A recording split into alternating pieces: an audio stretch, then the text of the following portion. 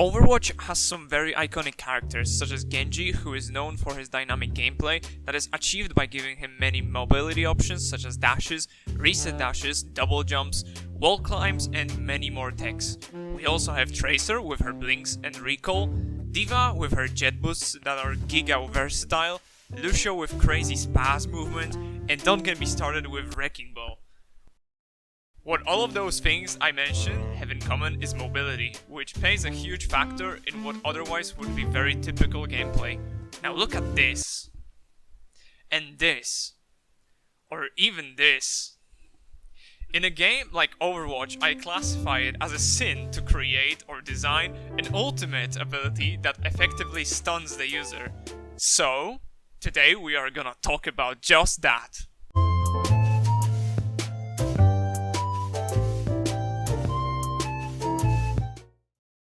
What exactly do I mean by stunning the user?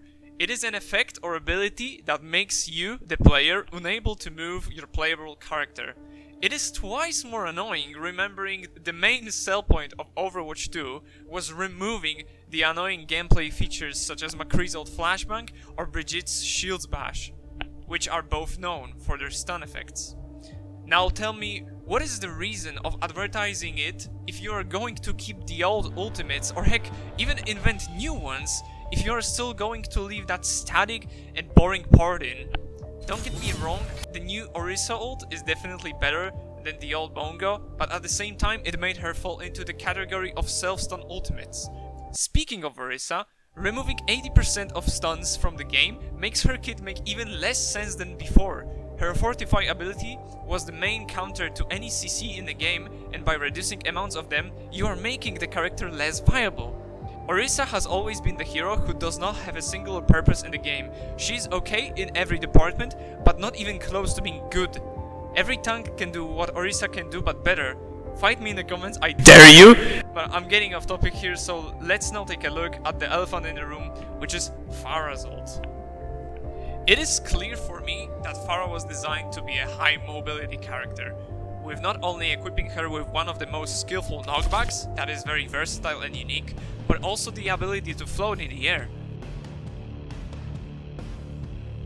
Most Pharah players know it is a death sentence to press Q, even in ideal situations. The voice line just simply gives your position and intention straight away, effectively making a firework beacon out of you that instantly becomes a high priority target for the enemy team. We all have seen and been in these matches where a Pharah has a pocket mercy throughout the entire match, and there is a reason for it. For Pharah to be effective, she needs a dedicated support player actively being right behind her at all times. The ultimate encourages that behavior because when ulting, you're practically left helpless, and not having someone keeping you alive while you're being slightly more useless makes it a throw if you are not healing the Pharah. Now, I'm gonna put my money where my mouth is and suggest actually good solutions to this problem, that is, redesigning Pharah's ultimate ability. What I would love to see is keeping up with the fast and dynamic design of Pharah, so giving her an entire new dash ability with an explosion at the end of it would suit her. Now, just a heads up, I'm no game designer, but still, I would love to show you some ideas. Combining the charging of Doomfist's right click, when released dash forward and create the rocket barrage in the direction of the dash, that would be simply awesome. This ability would be able to be used in the air as well, and what is most important, it would not create a sitting duck out of what else is one of the most mobile heroes in the game. Other idea for a redesign would be a super strong landing that would combine Wrecking Ball's power driver and a reduced D.Va bomb effect. This would perfectly fit her personality as well, mainly because Blizzard kindly already showed us Pharah is indeed capable of making a heroic landing. Just make it go boom and fixed. Lastly, the simplest fix out of them all, just make the ultimate cancelable like McCree's. Speaking of McCree, the OG cowboy of Overwatch. And what is his ultimate ability? Apparently sitting on a wheelchair and focusing really hard to activate a short aimbot frenzy. I'm aware that Cassidy isn't the best in the mobility department, all he does is roll on the ground like a tumbleweed, but it is seriously disrespectful to give him this donkey ass ult. The most pathetic part is, it is being used incorrectly, but more effectively. What do I mean by that? You may not know it, but when you cancel the ult, it automatically reloads your gun. And I kid you not, the best players use his ult just for the fast reload. Can you imagine having an ability on a super long cooldown that you can mostly use like 1 or 2 times per game, and it only reloads your gun faster? There have been many suggestions on switching his ult, but Blizzy Wheezy just really wants this guy to be a special needs DPS. A quick disclaimer, I am not saying the ult is bad in a power level way. It is powerful indeed, it has a potential for team wipes, it does a lot of damage. It's just the way it is executed hurts so bad. Unfortunately, without the slow, the ult would instantly become above S tier of brokenness.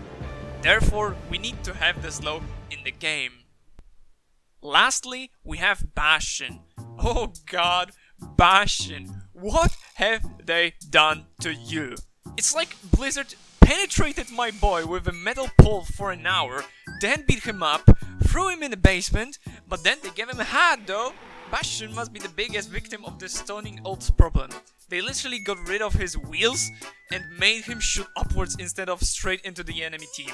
It's like they tried to make an ultimate that would counter the old Bastion camping strategy, but why do that when you remove the Bastion entirely from the game?